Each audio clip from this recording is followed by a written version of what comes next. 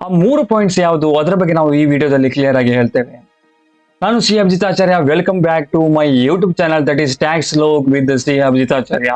ಇದು ನಮ್ಮ episode 4 of tax month and season series ಅಂತ ಹೇಳ್ತಾ, ನನ್ನ ವಿಡಿಯೋ ನಿಮಗೆ ಇಂಥ ಯೂಟ್ಯೂಬ್ ಚಾನಲ್ ನೀವು ಸಬ್ಸ್ಕ್ರೈಬ್ ಮಾಡದಿದ್ರೆ ಪ್ಲೀಸ್ ಸಬ್ಸ್ಕ್ರೈಬ್ ಮಾಡಿ. ಈ ವಿಡಿಯೋ ನಿಮಗೆ ಇಷ್ಟ ಆದ್ರೆ ಪ್ಲೀಸ್ ಶೇರ್ ಮಾಡಿ, ಲೈಕ್ ಮಾಡಿ ಅಂತ ಹೇಳ್ತಾ ಈ ವಿಡಿಯೋನ ಸ್ಟಾರ್ಟ್ ಮಾಡ್ತೇವೆ. ಫಸ್ಟ್ ನಾವು ಏನ್ ಮಾಡ್ತೇವೆ ಅಂತ ಹೇಳಿದ್ರೆ, ಆ 3 ಪಾಯಿಂಟ್ಸ್ ಯಾವುದು ಅಂತ ಹೇಳ್ತೇವೆ. ನೆಕ್ಸ್ಟ್ ಒಂದೊಂದೇ ಪಾಯಿಂಟ್ಸ್ ಅನ್ನು ಕ್ಲಿಯರ್ ಆಗಿ ಹೇಳ್ತೇವೆ. ಕರೆಕ್ಟ್? ಆ 3 ಪಾಯಿಂಟ್ಸ್ ಯಾವ್ದಪ್ಪ ಅಂತ ಹೇಳಿದ್ರೆ, first AIS, second form 26AS, last one ಹೇಳುದಿಲ್ಲ, ಎಕ್ಸ್ಪ್ಲನೇಷನ್ ಅಲ್ಲಿ ಮಾತಾಡುವ, ಕೊನೆಯಲ್ಲಿ ಮಾತಾಡ್ತೇನೆ. ಓಕೆ, ಫಸ್ಟಿಗೆ ನಾವು ಹೇಳಿದ ಪ್ರಕಾರ AIS ಅಂತ ಹೇಳಿದ್ರೆ ಅಂತ full form annual information system. ಹೆಸರೇ ಹೇಳುವ ಹಾಗೆ ನಿಮ್ಮ ಇನ್ಫಾರ್ಮೇಶನ್ ಇಡೀ ವರ್ಷದಲ್ಲಿ 23-24 ಪ್ರೀವಿಯಸ್ ಇಯರ್ ಅಲ್ಲಿ ಎಷ್ಟೆಲ್ಲ ಇನ್ಫಾರ್ಮೇಶನ್ ಎಲ್ಲ ಉಂಟು, ನಿಮಗೆ ಇನ್ಕಮ್ ಸಂಬಂಧಪಟ್ಟದ್ದು, ನೀವು ಎಕ್ಸ್ಪೆಂಡಿಚರ್ ಸಂಬಂಧಪಟ್ಟದ್ದು, ಅದೆಲ್ಲ ರಿಟ್ರೀವ್ ಆಗ್ತದೆ. ಹೇಗೆ ರಿಟ್ರೀವ್ ಆಗ್ತದೆ? ನಿಮ್ಮ ಪ್ಯಾನ್ ಆಧಾರದ ಮೇಲೆ. ನಿಮ್ಮ ಪ್ಯಾನ್ ಆಧಾರದ ಮೇಲೆ ನಿಮಗೆ, ಫಾರ್ ಎಕ್ಸಾಂಪಲ್, ನೀವು ಸ್ಯಾಲರಿ ಹೋಲ್ಡರ್ ಆಗಿದ್ರೆ ನಿಮ್ದು ಸ್ಯಾಲರಿ ಎಷ್ಟು, ನಿಮ್ದು TDS ಎಷ್ಟು ಡಿಡಕ್ಟ್ ಆಗಿದೆ, ನಿಮ್ದು ಏನಾದ್ರು ಬ್ಯಾಂಕ್ ಅಲ್ಲಿ ಏನಾದ್ರು FD ಇಟ್ಟಿದ್ರೆ ನಿಮಗೆ ಡಿಸ್ಕ್ಲೋಸ್ ಮಾಡ್ಲಿಕ್ಕೆ ನೆನಪು ಹೋಗಿದ್ರೆ ಅದನ್ನ ಸಹ ಅದು ಡಿಸ್ಕ್ಲೋಸ್ ಮಾಡ್ತದೆ, ರಿಟ್ರೀವ್ ಮಾಡ್ತದೆ. FD ಇಂಟ್ರೆಸ್ಟ್ ಅಥವಾ SB ಇಂಟ್ರೆಸ್ಟ್, ಅಥವಾ ನೀವು ಶೇರ್ಸ್ ಅಲ್ಲಿ ಮ್ಯೂಚುವಲ್ ಫಂಡ್ ಅಲ್ಲಿ ಏನಾದ್ರು ಇನ್ವೆಸ್ಟ್ ಮಾಡಿದ್ರೆ ಅದು ಸಹ ಅಲ್ಲಿ ಡಿಸ್ಕ್ಲೋಸ್ ಆಗ್ತದೆ. ನೀವೇನಾದ್ರೂ ಸೇಲ್ ಮಾಡಿದ್ರೆ ಯೂನಿಟ್ಸ್ ಅಥವಾ ಮ್ಯೂಚುವಲ್ ಫಂಡ್ ಅಥವಾ ಶೇರ್ಸ್ ಅನ್ನು, ಅದು ಸಹ ಅಲ್ಲಿ ಡಿಸ್ಕ್ಲೋಸ್ ಆಗ್ತದೆ. ಅದನ್ನೆಲ್ಲ ಡಿಸ್ಕ್ಲೋಸ್ ಮಾಡ್ಬೇಕಾ? ಖಂಡಿತ ಹೌದು. ಅದು 99% ನಿಮಗೆ ಸಂಬಂಧಪಟ್ಟದ್ದೇ ಆಗಿರ್ತದೆ. 1% ರೇರ್ ಕೇಸ್ ಅದು ನಿಮಗೆ ಸಂಬಂಧಪಟ್ಟದ್ದಾಗಿರಬಹುದು, ಆಗಿರದೇ ಇರಬಹುದು. ಯಾಕಂತ ಹೇಳಿದ್ರೆ ಪ್ಯಾನ್ ಅಲ್ಲಿ ಏನಾದ್ರೂ ಡಿಸ್ಕ್ಲೋಸ್ ಆಗಿರ್ತಾರೆ, ಬಟ್ 99% ಅದು ನಿಮ್ಮದೇ ಆಗಿರ್ತದೆ. ಅದು 1% ಏನಾದ್ರೂ ಕೇಸಸ್ ಅಲ್ಲಿ ನೀವು ಇದ್ದಿದ್ರೆ ಅದು ನೀವು ಅಲ್ಲಿ ಹೇಳ್ಬೋದು. ಅದೇ ಅಲ್ಲಿ ಆಪ್ಷನ್ ಅಂತ 3 ಬಟನ್ಸ್ ಇರ್ತದೆ, ಅದನ್ನು ಟಿಕ್ ಮಾಡಿ it is not related to me ಅಂತ ಅಲ್ಲಿ ಸೆಲೆಕ್ಟ್ ಮಾಡ್ಬೋದು. ಬಟ್ 99% ಅದು ನಿಮ್ಮದೇ ಆಗಿರ್ತದೆ. ಇದನ್ನ ಡಿಸ್ಕ್ಲೋಸ್ ಮಾಡ್ಲೇಬೇಕಾ? ಖಂಡಿತ ಹೌದು. ಯಾಕಂದ್ರೆ ನಿಮ್ಮದೇ ಇನ್ಕಮ್ ನೀವು ಡಿಸ್ಕ್ಲೋಸ್ ಮಾಡ್ಲಿಲ್ಲ, ಮರ್ತು ಹೋಗಿದ್ರೆ ನಿಮ್ಗೆ ನೋಟಿಸ್ ಬರ್ತದೆ. ಸೊ ಅಲ್ಲಿ ಸಹ ಒಂದು AIS ಅಂತ ಕ್ಲಿಕ್ ಮಾಡಿದ ಕೂಡಲೇ ಅಲ್ಲಿ SFT ಅಂತ ಒಂದು ಫಾರ್ಮೇಶನ್ ಸಿಗ್ತದೆ. SFT ಅಂದ್ರೆ ಏನು? ಸಿಗ್ನಿಫಿಕೆಂಟ್ ಫಿನಾನ್ಷಿಯಲ್ ಟ್ರಾನ್ಸಾಕ್ಷನ್ ಅಂತ. ನಿಮ್ಮ ಪ್ಯಾನ್ ಆಧಾರದ ಮೇಲೆ ಯಾವುದೆಲ್ಲ ಸಿಗ್ನಿಫಿಕೆಂಟ್ ಟ್ರಾನ್ಸಾಕ್ಷನ್ ಗಳು ಕ್ಯಾರಿ ಔಟ್ ಆಗಿದೆ ಇಂದ 23-24 ಅದೆಲ್ಲ ಡಿಸ್ಕ್ಲೋಸ್ ಆಗ್ತದೆ. ಅದನ್ನ ಸಹ ನೀವು ಕ್ಲಿಯರ್ ಆಗಿ ಅಲ್ಲಿ ಡಿಸ್ಕ್ಲೋಸ್ ನಿಮ್ಮ ಇನ್ಕಮ್ ಟ್ಯಾಕ್ಸ್ ರಿಟರ್ನ್ ಅಲ್ಲಿ ಡಿಸ್ಕ್ಲೋಸ್ ಮಾಡಬೇಕು. ನಿಮಗೆ ಏನಾದ್ರು ಡೌಟ್ ಇದ್ರೆ ಟ್ಯಾಕ್ಸ್ ಪ್ರೊಫೆಷನಲ್ ಚಾರ್ಟರ್ಡ್ ಅಕೌಂಟೆಂಟ್ಸ್ ಗಳ ಹತ್ರ, ಫೈಲ್ ಮಾಡೋರ ಹತ್ರ ಅದನ್ನು ಡೀಟೇಲ್ ಆಗಿ ಕೇಳ್ಕೊಂಡು ಮಾಡಿ. ಇದು ನಂಬರ್ 1. ಎರಡನೇದು ಏನಪ್ಪಾ ಅಂತ ಹೇಳಿದ್ರೆ ಫಾರ್ಮ್ 26AS. ಏನದು ಫಾರ್ಮ್ 26AS? ಫಾರ್ಮ್ 26AS ಏನು ಕ್ಲಿಯರ್ ಆಗಿ ಹೇಳ್ತದೆ ಅಂತ ಹೇಳಿದ್ರೆ, ನಿಮ್ದು ಇನ್ಕಮಿಗೆ ತಕ್ಕಾಗಿ TDS ಎಷ್ಟು ಡಿಡಕ್ಟ್ ಆಗಿದೆ ಅಂತ ಫಾರ್ಮ್ 26AS ಅಲ್ಲಿ ಡಿಸ್ಕ್ಲೋಸ್ ಆಗ್ತದೆ. ಇದು ಯಾಕೆ ಸಂಬಂಧಪಟ್ಟಿದೆ ಯಾಕೆ ಅಂತ ಹೇಳಿದ್ರೆ, ನೀವು ಟ್ಯಾಕ್ಸ್ ಆಲ್ರೆಡಿ ಡಿಡಕ್ಟ್ ಆಗಿದೆ ನಿಮ್ಮ ಇನ್ಕಮ್ ಸೋರ್ಸಸ್ ಮೇಲೆ. ಫಾರ್ ಎಕ್ಸಾಂಪಲ್, ನಿಮ್ ಸ್ಯಾಲರಿ ಇನ್ಕಮ್ ಆಗಿದ್ರೆ ನಿಮ್ಮ ಎಂಪ್ಲಾಯರ್ ನಿಮ್ಮ ಸ್ಯಾಲರಿಯಿಂದ ಮಂತ್ಲಿ ಬೇಸಿಸ್ ಪ್ರಕಾರ ಇಷ್ಟು ಟ್ಯಾಕ್ಸ್ ಅನ್ನು ಡಿಡಕ್ಟ್ ಮಾಡ್ತಾ ಇರ್ತಾರೆ. ನಿಮ್ಮ ಪೇ ಸ್ಲಿಪ್ ಅಲ್ಲಿ ನಿಮಗೆ ಕ್ಲಿಯರ್ ಆಗಿ ಗೊತ್ತಾಗ್ತದೆ. ಅಥವಾ ನಿಮ್ದು ಬ್ಯಾಂಕ್ ಇಂಟ್ರೆಸ್ಟ್ ಉಂಟು, ಎಷ್ಟೋ ಒಂದು ಲಿಮಿಟ್ ಕ್ರಾಸ್ ಆದ್ಮೇಲೆ, ಅದು ಈಗ ಹೇಳುದಿಲ್ಲ, ಎಷ್ಟೋ ಲಿಮಿಟ್ ಕ್ರಾಸ್ ಆದ್ಮೇಲೆ ಬ್ಯಾಂಕ್ ಅವ್ರು ನಿಮಗೆ ಇಂಟ್ರೆಸ್ಟ್ ಕೊಡುವ ಮೊದಲು ಎಷ್ಟೋ ಪರ್ಸೆಂಟ್ 10% ಡಿಡಕ್ಟ್ ಮಾಡಿಕೊಂಡು ನಿಮಗೆ ಬ್ಯಾಲೆನ್ಸಿಂಗ್ ಅಮೌಂಟ್ ಕೊಡ್ತಾರೆ. ಆ 10% ಡಿಡಕ್ಟ್ ಆದ್ರೆ ನಿಮಗೆ ಟ್ಯಾಕ್ಸ್ ನೀವು ಆಲ್ರೆಡಿ ಕಟ್ಟಿದಿರಿ. ಅದೆಲ್ಲ ಎಲ್ಲಿ ನಿಮಗೆ ಸಿಗ್ತದೆ? ಎಲ್ಲಿ ಸರ್ ನಮಗೆ ಸಿಗ್ತದೆ? ನಮ್ಗೆ ಇಷ್ಟು ಕಟ್ಟಾಗಿದೆ, ನಮಗೆ ಗೊತ್ತೇ ಇಲ್ಲ ಸರ್. ಸಿಗ್ತದೆ. ಫಾರ್ಮ್ 26AS ಅಂತ ಒಂದು ಕ್ಲಿಕ್ ಮಾಡಿದ್ರೆ ಇನ್ಕಮ್ ಟ್ಯಾಕ್ಸ್ ಸೈಟ್ ಒಳಗೆ ನಿಮ್ದು ಲಾಗಿನ್ ರಿಜಿಸ್ಟರ್ ಆಗಿ ಕೂಡ ಅಲ್ಲಿ ಫಾರ್ಮ್ 26AS ಅಂತ ಡಿಸ್ಕ್ಲೋಸ್ ಕಾಣ್ತದೆ.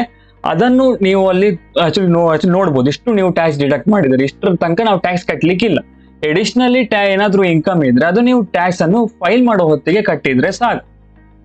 ಫಾರ್ ಎಕ್ಸಾಂಪಲ್, ನಿಮ್ದು ಬ್ಯಾಂಕ್ ಇಂಟ್ರೆಸ್ಟ್ ಖಾಲಿ 10,000 ಉಂಟು, SB ಅಲ್ಲ FD ಇಂಟ್ರೆಸ್ಟ್. ಅದಕ್ಕೆ ಅವರು ಇದು TDS ಡಿಡಕ್ಟ್ ಮಾಡ್ಬೇಕಂತಿಲ್ಲ. ಯಾಕಂದ್ರೆ 40,000 ಅಥವಾ 50,000 ಸೀನಿಯರ್ ಸಿಟಿಸನ್ ಆಗಿದ್ರೆ ಅದರ ಒಳಗಿದ್ರೆ ಬ್ಯಾಂಕ್ ಅವರು TDS ಡಿಡಕ್ಟ್ ಮಾಡ್ಬೇಕಂತಿಲ್ಲ. ನಿಮ್ದು ಸ್ಯಾಲರಿಗೆ ಹೇಗೂ ಎಂಪ್ಲಾಯರ್ ಡಿಡಕ್ಟ್ ಮಾಡಿದ್ದಾರೆ. ನಿಮ್ದು ಬ್ಯಾಂಕ್ ಇಂಟ್ರೆಸ್ಟ್ AIS ಅಲ್ಲಿ ಬಂದಿದೆ, ನಾವು ಫಸ್ಟ್ ಪಾಯಿಂಟ್ ಅಲ್ಲಿ ಹೇಳಿದಾಗ, ಅದು ನೀವು ಇಲ್ಲಿ ಡಿಸ್ಕ್ಲೋಸ್ ಮಾಡಲೇಬೇಕು. ಕರೆಕ್ಟ್? ಮಾಡ್ಲಿಲ್ಲ ಅಂತ ಹೇಳಿದ್ರೆ ನೋಟಿಸ್ ಬರ್ತದೆ. ಇಲ್ಲಿ ನೀವು ಇನ್ಕಮ್ ಟ್ಯಾಕ್ಸ್ ರಿಟರ್ನ್ ಅಲ್ಲಿ ಡಿಸ್ಕ್ಲೋಸ್ ಮಾಡಿದ್ರೆ ಆಗ ನಿಮ್ಗೆ ಟ್ಯಾಕ್ಸ್ ಲಯಬಿಲಿಟಿ ಜಾಸ್ತಿ ಬರ್ತದೆ. ಯಾಕಂತ ಹೇಳಿದ್ರೆ ನೀವು ಸ್ಯಾಲರಿಗೆ ಮಾತ್ರ ಟ್ಯಾಕ್ಸ್ ಕಟ್ಟಿದಿರಿ ವಿನಃ ಈ ಇಂಟ್ರೆಸ್ಟ್ ಮೇಲೆ ಟ್ಯಾಕ್ಸ್ ಕಟ್ಟಲಿಲ್ಲ. ಕರೆಕ್ಟಾ? ಸೊ ಅದ್ರ ಮೇಲೆ ಸಹ ನೀವು ಟ್ಯಾಕ್ಸ್ ಕಟ್ಟಬೇಕಾಗ್ತದೆ. ಅದು ಯಾವಾಗ ಕಟ್ಟು ಸರ್? ಫೈಲ್ ಮಾಡೋ ಹೊತ್ತಿಗೆ ಟ್ಯಾಕ್ಸ್ ಕಟ್ಟಿದ್ರೆ ಸಾಕು. ಆಯ್ತಾ? ಇದು 26AS ಅಲ್ಲಿ ಏನಂತ ನಿಮಗೆ ಕ್ಲಿಯರ್ ಆಗಿ ಗೊತ್ತಾಯ್ತು. ಇದನ್ನ ಸಹ ನೀವು ಕ್ಲಿಯರ್ ಆಗಿ ಐಡೆಂಟಿಫೈ ಮಾಡ್ಬೇಕು, ಎಷ್ಟು ಡಿಡಕ್ಟ್ ಆಗಿದೆ.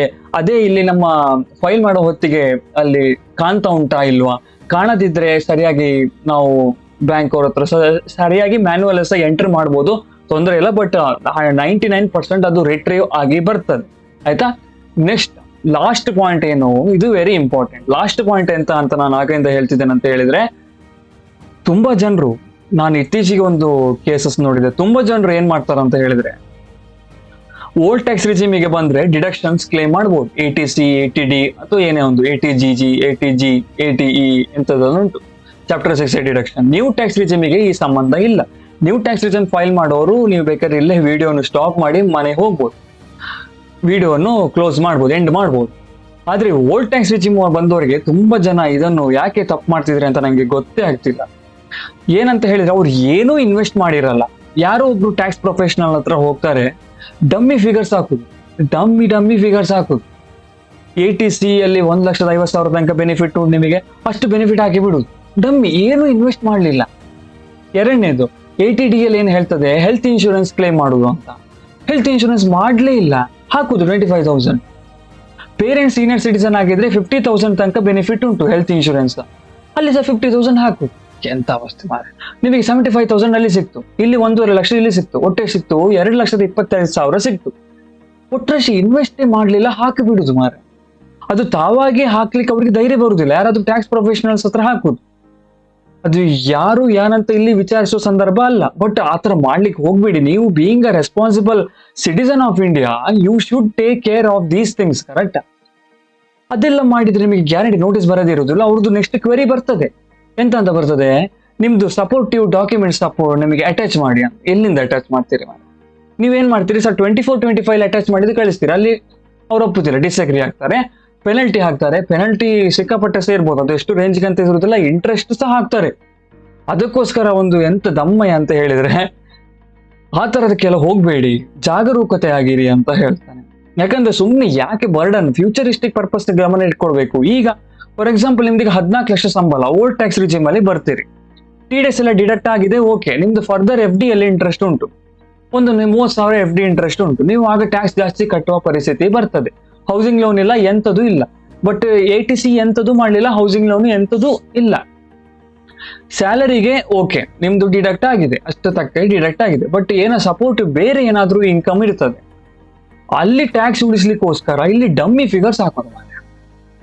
ಎಂತ ಡಮ್ಮಿ ಫಿಗರ್ಸ್? ಈಗ ನಾನು ಹೇಳಿದ್ನಲ್ಲ, 1.5 ಲಕ್ಷ ಹಾಕುದು, ಇಲ್ಲಿ 25,000 ಹಾಕುದು, ಸೀನಿಯರ್ ಸಿಟಿಸನ್ಗೆ ಹೆಲ್ತ್ ಇನ್ಶೂರೆನ್ಸ್ 50,000 ಹಾಕುದು, ನಿಮ್ಗೆ ಎಂತೆಂತದ್ದು ಹಾಕುದು. ರೂಲ್ಸ್ ಗೊತ್ತುಂಟಂತ ನಾನೇನು ಒಳ್ಳೆ ಸಾಚಾ ಮನುಷ್ಯನ್ ತರ ಮಾಡುದಲ್ಲ. ನೋಟಿಸ್ ನಂಗೆ ಪ್ರಾಕ್ಟಿಕಲ್ ಆಗಿ ಗೊತ್ತುಂಟು ನೋಟಿಸ್ ಬರ್ತದೆ ಅಂತ. ಸೊ ಹಾಗಾಗಿ ಹೇಳ್ತಿದ್ದೇವೆ ವಿನಃ ನಾವೊಂದು ಆಸ್ ಅ ಚಾರ್ಟರ್ಡ್ ಅಕೌಂಟೆಂಟ್ ನಾವೊಂದು ಜನರಿಗೆ ಕಳಕಳಿಯಾಗಿ ಹೇಳುದು ಅಷ್ಟೇ, ಕಾಳಜಿ ವಹಿಸೋದು, ಜನರಲ್ಲಿ ಒಂದು ಜಾಗೃತಿ ಮೂಡಿಸೋದು, ಅವೇರ್ನೆಸ್ ಮೂಡಿಸೋದು ಅಷ್ಟೇ. ಹಾಕ್ಲಿಕ್ಕೆ ಹೋಗ್ಬೇಡಿ. ನೀವು 14 ಲಕ್ಷ ಸಂಬಳ ಇಟ್ಕೊಂಡು ನಿಮಗೆ ರಿಫಂಡ್ ಬರುವಾಗಿ ಕೆಲವರು ಮಾಡ್ತಾರೆ, ಅದು ಇನ್ನೊಂದು ತರ. ಸೊ ಪ್ಲೀಸ್, ನೀವು ಜಾಗರೂಕತೆ ಆಗೇ ಬೇಕು. ನಾನು ನಿಮಗೆ ಹೆದರಿಸೋಲ್ಲ. ಟ್ಯಾಕ್ಸ್ ಕಟ್ಟಿದ್ರೆ ಎಂತ ಆಯ್ತು, ಕರೆಕ್ಟ್, ನಾನು ಒಪ್ತೇನೆ. ಎಂತ 14 ಲಕ್ಷ ನಿಮಗೆ ರಿಫಂಡ್ ಬರ್ಬೇಕಂದ್ರೆ ಹೇಗೆ ಸರ್? ಒಬ್ರು ಇನ್ನೊಬ್ರು ಕೇಳಿದ್ರು, ಸರ್ ನಂದು 15 ಲಕ್ಷ ಉಂಟು, ನಂಗೆ ರಿಫಂಡ್ ಬರುವಾಗೆ ಮಾಡ್ತೀರಾ? ಹೇಗೆ ಮಾಡುದು, ಹೇಗೆ? ಎಂತ ಸಪೋರ್ಟಿವ್ ಇಲ್ಲದೆ, ಕರೆಕ್ಟಾ? ಸೊ ಇದು ಲಾಸ್ಟ್ ಪಾಯಿಂಟ್ ವೆರಿ ಇಂಪಾರ್ಟೆಂಟ್. ನಿಮಗೆ ಗ್ಯಾರಂಟಿ 99, ನನ್ನ ಪ್ರಕಾರ 98% ನೋಟಿಸ್ ಬರ್ತದೆ. ಈ ಲಾಸ್ಟ್ ಪಾಯಿಂಟ್, ಫಸ್ಟ್ 2 ಕೇಸ್ 95 ಆದ್ರೂ ಇದು 98% ಬಂದೇ ಬರ್ತದೆ. ಸೊ ಪ್ಲೀಸ್ ದಮ್ಮಯ್ಯ ರಿಕ್ವೆಸ್ಟ್ ಮಾಡ್ತಿದ್ದೇವೆ, ಇನ್ನು 17 ದಿನ ಉಂಟು. ಏನಾದ್ರು ಮಾಡಿದಿದ್ರೆ ಪ್ಲೀಸ್ ಅದನ್ನು ರಿವೈಸ್ ಮಾಡಿಬಿಡಿ. ರಿವೈಸ್ ಮಾಡ್ಲಿಕ್ಕೆ 31-12 ಡಿಸೆಂಬರ್ ತನಕ ಟೈಮ್ ಉಂಟು, ತೊಂದರೆ ವಿಷಯ ಬೇರೆ. ಬಟ್ ಈಗನೇ ಮಾಡ್ಲಿಕ್ಕೆ ಹೋಗ್ಬೇಡಿ ಅಂತ ಹೇಳ್ತಿದ್ದೇನೆ. ಯಾಕಂದ್ರೆ ಈಗನೇ ರಿವೈಸ್ ಮಾಡಿದ್ರೆ ನಿಮಗೆ ಇಂಟ್ರೆಸ್ಟ್ ಎಲ್ಲ ಪೆನಾಲ್ಟಿ ಬರುವುದಿಲ್ಲ, ಯಾಕಂದ್ರೆ ವಿದಿನ್ ದ ಡ್ಯೂ ಡೇಟ್ ಒಳಗೆ ರಿವೈಸ್ ಮಾಡ್ತಿದ್ದೀರಿ, ಕರೆಕ್ಟಾ? ಸೊ ಅದೊಂದು ರಿಕ್ವೆಸ್ಟ್ ಮಾಡ್ತಿದ್ದೇನೆ. ಲಾಸ್ಟ್ ಪಾಯಿಂಟ್, ತುಂಬಾ ಬೇಜಾರಾಗ್ತದೆ. ಯಾಕಂತ ಹೇಳಿದ್ರೆ ಡಮ್ಮಿ ಫಿಗರ್ಸ್ ಹಾಕೋದು, ಎಲ್ಲಿಂದ ಹಾಕೋದು? ಅರ್ಥ ಆಯ್ತು ಉಂಟಾ? ಸೊ ಸಪೋರ್ಟಿವ್ ಡಾಕ್ಯುಮೆಂಟ್ಸು ಇಲ್ಲ, ಸುಮ್ಮನೆ ಡಮ್ಮಿ ಹಾಕುದೆ ರಿಫಂಡ್ ಬರಬೇಕು ಅಂತ. ಎಲ್ಲಿಗೆ 14 ಲಕ್ಷ 15 ಲಕ್ಷ 12 ಲಕ್ಷ ಸಂಬಳ ಇದ್ದವ್ರು ಎಲ್ಲಿ ರಿಫಂಡ್ ಬರ್ತದೆ? ಇದ್ರೆ ಬರ್ತದೆ, ಓಕೆ, ನಾನು ಒಪ್ತೇನೆ. ಸಪೋರ್ಟಿವ್ ಡಾಕ್ಯುಮೆಂಟ್ಸ್, ವ್ಯಾಲಿಡ್ ಡಾಕ್ಯುಮೆಂಟ್ಸ್ ಇದ್ರೆ ಬರ್ತದೆ, ಇಲ್ಲ ಅಂತಿಲ್ಲ.